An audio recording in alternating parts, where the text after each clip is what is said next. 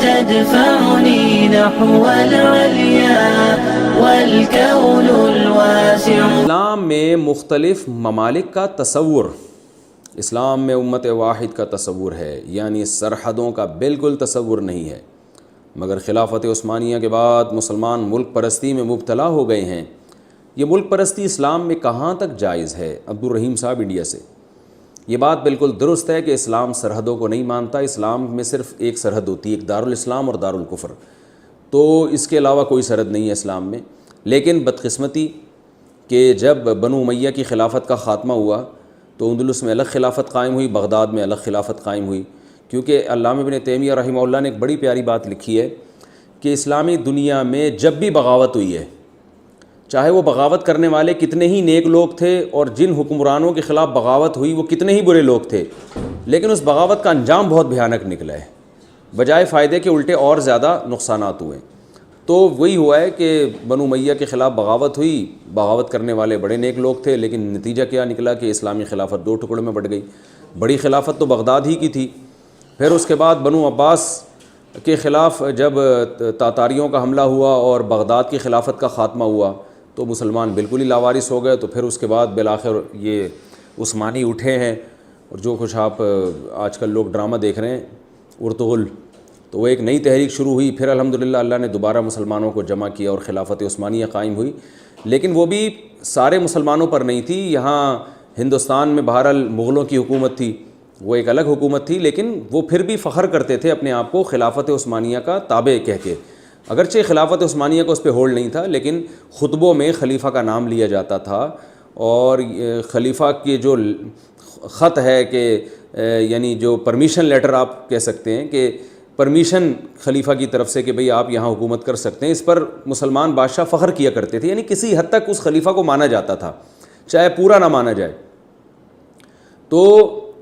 اس کے بعد جب خلافت عثمانیہ ختم ہوئی ہے تو مسلمان مختلف ٹکڑوں میں بٹ گئے، اس خلافت کو ختم کیا گیا یہ سوچ کے کہ یہ اجمی ہیں، یہ ترک ہیں، یہ عربوں پہ کیسے حکومت کر رہے ہیں، عربوں کو اٹھایا گیا کہ بھئی تم ان سے جان چھڑاؤ، اور یہ مزار پرست لوگ ہیں، ان کی بڑی بڑی قبریں بناتے ہیں۔ یہ بات درست ہے کہ خلافت عثمانیہ میں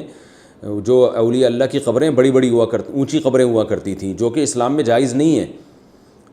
مکہ مدینہ میں بھی قبریں بہت اونچی اونچی تھیں، صحابہ کرام کی پکی قبریں تھیں، لیکن شرک نہیں تھا، صرف ایک برائی تھی کہ قبریں اونچی اونچی تھیں۔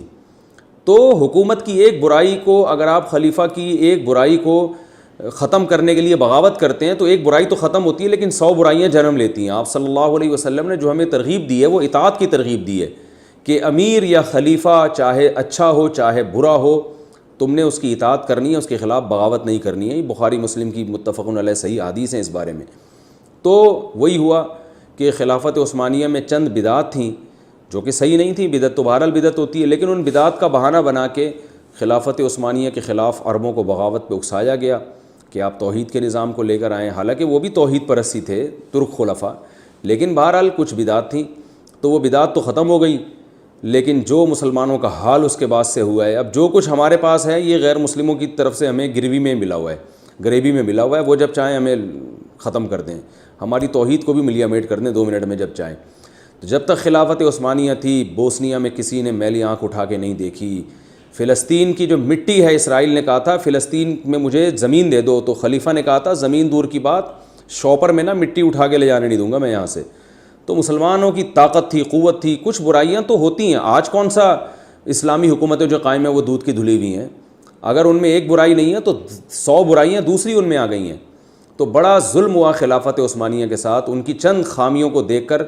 ان کے خلاف بغاوت پہ گوروں نے اٹھا لیا مسلمانوں کو، اور وہ بغاوت کے نتیجے میں ایسی کی تیسی کر دی۔ اب ہم اس پہ بڑے خوش ہوتے ہیں کہ توحید کا نظام دنیا میں قائم ہو گیا، قبریں مسمار کر دی گئیں، بہت اچھی بات ہے، قبریں اونچی نہیں ہونی چاہیے، لیکن صرف ایک ہی کام اچھا ہوا، باقی کیا ہوا ہے آپ دیکھتے ہیں دنیا کے سامنے، امریکہ کے غلام بن گئے اور جناب ہم غیروں کے غلام بن گئے، ہماری اپنی قوت ہی نہیں ہے۔ تو لیکن اب ہم یہ کہتے ہیں کہ جو بچ گیا ہے اس کی قدر کریں، بہت سے ٹکڑوں میں ہم بٹ تو گئے ہیں، پاکستان بن گیا، سعودی عرب بن گیا، دبئی بن گیا، عمان بن گیا، مسقط جو ہے نا یہ، اور مصر بن گیا، بہت سارے ممالک ٹکڑوں میں تقسیم ہو گئے، لیکن اب اگر آپ ان ممالک کے خلاف بغاوت کریں گے، لیول خلافت کا ہوگا تو بھی خلافت قائم نہیں ہوگی، بلکہ جتنا ہے اس سے بھی جائیں گے آپ، تو some thing is better than nothing کے اصول پر عمل کرتے ہوئے اب اسی پہ گزارا کریں اور اللہ سے امیدیں لگائیں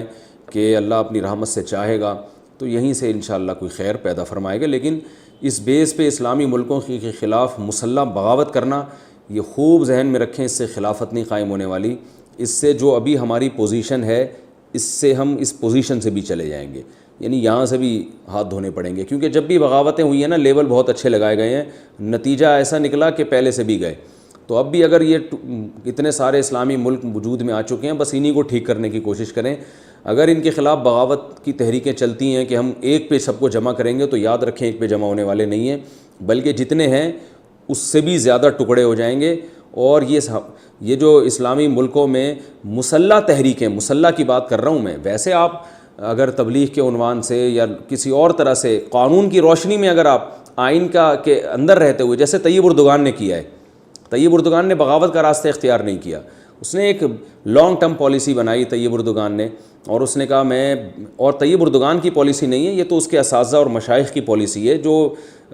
خلافت عثمانیہ جب ختم ہوئی تھی نا اسی وقت سے انہوں نے شروع کر دی تھی, اور آج اس کے نتائج الحمدللہ ظاہر ہو رہے ہیں. یہ ارطغرل ڈرامہ بھی اسی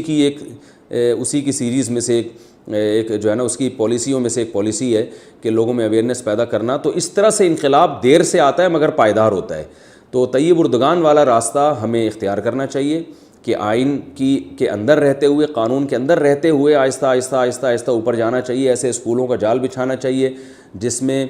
ہمیں ایسے نوجوان ملیں جو بیوروکریسی میں جائیں, جو فوج میں جائیں, جو عدالت میں جائیں, جج بنیں, وکیل بنیں, اور آہستہ آہستہ پھر جو ہے نا انقلاب آئے, وہ بڑا پائیدار انقلاب ہوگا. تو ترکی سے ہمیں سبق حاصل کرنا چاہیے. ترکی کے بھی جو حالات ہیں, وہاں کے جو فحاشی ہے اس کو دیکھ کے آپ گھبرائیں نہیں, کیونکہ یہ جس نے ماضی کا ترکی دیکھا ہے, یعنی 40 سال پہلے کا اور آج کا بہت فرق آ چکا ہے. اور انشاءاللہ اگلے 20-30 سال میں بہت زیادہ ترکی چینج ہو چکا ہوگا, بہت زیادہ اسلام کی طرف ترکی آ چکا ہوگا انشاءاللہ. تو جس طرح سے محنتیں وہاں ہو رہی ہیں